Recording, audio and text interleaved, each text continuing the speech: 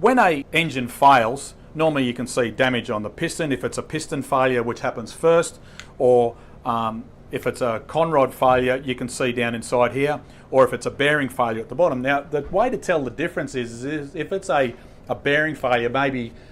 lack of oil, or over a period of time you have mechanical modified parts and the car damaged the bearings, and eventually the bearing nipped up on the crankshaft, or it consumed all the oil and then it ran low, and then it seized the bottom of the conrod on the crankshaft as well. Now, what happens in a situation like that? Normally the conrod is normally then complete, but it just smashes the hell out of everything, because the conrod then comes up out of the block, or you hear the big end bearing failure with the knocking noise of the factory bearings, or the bearings that you've used have failed, and you hear the knocking noise, and then you stop driving the car. Now, if you keep driving it, or if it's a lock-up of the bottom end bearing on the crankshaft,